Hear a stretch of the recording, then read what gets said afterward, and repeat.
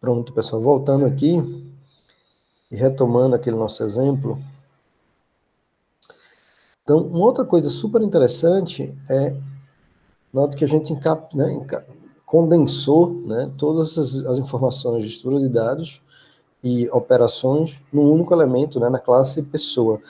Isso, a ideia, um dos pontos importantes é, para quem está externo, né, quem está usando, feito a gente começou a usar aqui, a forma da estrutura interna deveria ser totalmente transparente, né? Então, inicialmente, a gente montou a classe assim, ó. Se a gente tivesse montado ela de uma outra forma, em vez de guardar em atributos, né, isoladamente, quisesse guardar os nomes e sobrenomes, por exemplo, num vetor, não teria nenhum problema, ó. Eu poderia trocar aqui, a dizer, ó, o self nome, o self nome, sobrenome, agora eu vou ter um atributo só, que ele é do tipo vetor, tá? É um vetor de duas posições. E aí, na hora que eu recebo, né, não faço mais, não tem mais esses atributos nome e sobrenome, então na hora que eu estou recebendo na inicialização o N e o S, né, você simplesmente vai lá e guarda. Eu faço, ó, self nome e sobrenome na posição 0, para mim é o nome, e na posição 1 é o sobrenome, certo? E aqui na hora de imprimir, né, tem que seguir a mesma estrutura interna, né? Ou seja, dentro da operação, né, que está dentro da classe, obviamente a operação tem que saber qual a estrutura interna da sua própria classe, né? A gente mudou a estrutura interna, a representação interna de como a classe guarda a informação, e para o mundo externo, ó, a gente deveria usar o mesmo código. Ó. Repetir aqui, o mesmo código ele deveria funcionar exatamente igual. Tá? Funcionou exatamente igual. Então, quem está chamando, quem está utilizando a classe, os objetos delas, tanto faz como ele representa internamente, né? É um problema dele. Tá? Isso está ligado um pouco com os princípios aqui que a gente comentou, né? Então, os 4 pilares, os 4 princípios é abstração, capsulamento, modularidade e hierarquia.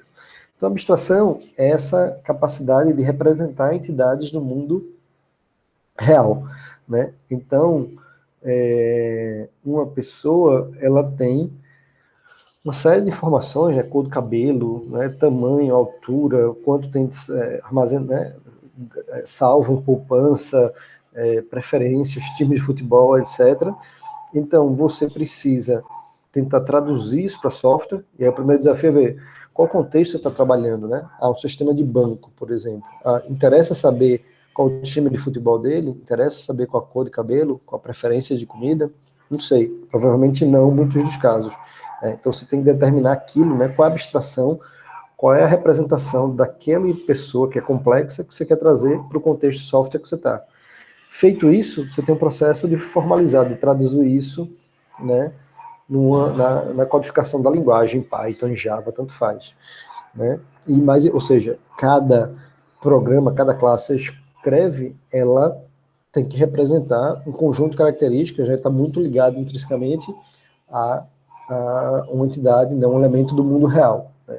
Então, não faz sentido também você ter classes que é um monte de variável, um monte de operação, que está tudo aglomerado na mesma entidade ali, mas que não representa nada no mundo real.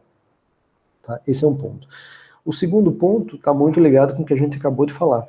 Né? Então, a ideia de encapsular. Né? Então, a estrutura interna do estado, dos atributos, para quem está usando externamente, deveria ser totalmente transparente, dando flexibilidade da própria classe fazer otimizações, mudar a sua estrutura para ficar mais otimizada, melhor performance, sem impactar o mundo externo. O outro ponto é modularidade, que está ligado um pouco com o de abstração, né? Então, se você vai modelar um problema complexo do mundo, né, com todas as complexidades, operações, por exemplo, da universidade, de um banco, a ideia aqui é dividir em partezinhas menores, né? Então, não adianta querer fazer um programão gigante que resolve tudo daquele contexto. Vai pegando pedacinhos menores, criando entidades que representam, e à medida que isso vai sendo compondo, né, e isso ajuda, inclusive, a evoluir, ou seja, a primeira versão do software pode ter só aluno, professor e matrícula, né? Daqui a pouco fala, não, vamos trazer a parte pós-graduação também. Então, tem né, as partes de TCC, dissertação e tal, né, ele vai sendo composto, ele serve como um Lego. Isso é uma das facilidades também de orientação a objeto. E por último, a ideia de hierarquia. A gente vai falar, né, de herança, né, mas a hierarquia existe um tipo de relação específica em orientação a objetos, que a relação é você cria filhos, subtipos, né? Então você cria uma pessoa, você cria, por exemplo, pessoa física, pessoa jurídica. Então a pessoa física é um tipo de pessoa, né? Um aluno é um tipo de pessoa, uma conta poupança é um tipo de conta bancária, uma conta corrente é um outro tipo de conta bancária, né? Então tem tipos mais específicos para tipos mais genéricos. E aí os tipos específicos herdam atributos e comportamentos do tipo mais genérico, tá? A gente vai ver exemplos disso e vamos falar de um nome, aspas, meio feio, que é polimorfismo, a gente vê já, né, na sequência, tá bom? Então, mas é muito cuidado também essa questão de herança, de hierarquia nesses objetos. Também eu vejo muita gente tentar forçar, né? Falar, eu quero aproveitar atributos e operações que estão numa classe qualquer.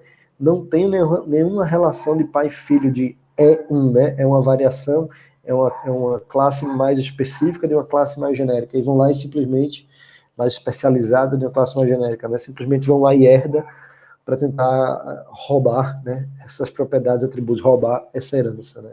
Tá bom? Vamos ver aqui um exemplo na prática, vamos ver dois exemplos, né? Sem falar ainda de herança especificamente, falando principalmente de encapsulamento. Vamos ver dois exercícios.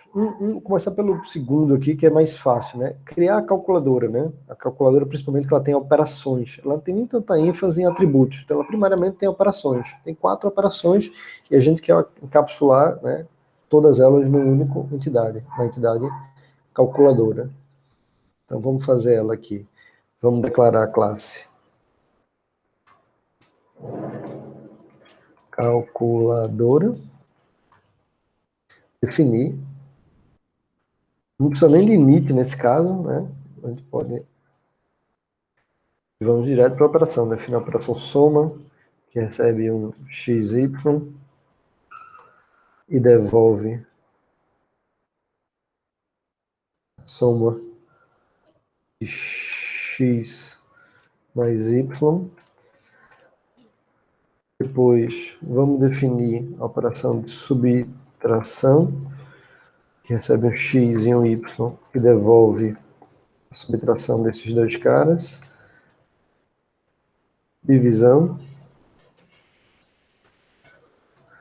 xy, que devolve x dividido por y, e a última, a multiplicação de xy, que devolve x vezes y, tá? Tá declarado. Se a gente quiser usar, é só chegar aqui e criar uma calculadora. Podemos operar livremente, né? Podemos operar aqui, ó. Vou até para dentro de um print, ó. Calc.soma de 1 com 2. Calc.subtração de 1 com 2. Calc.divisão de 1 por 2. E calc.multiplicação de 1 por 2.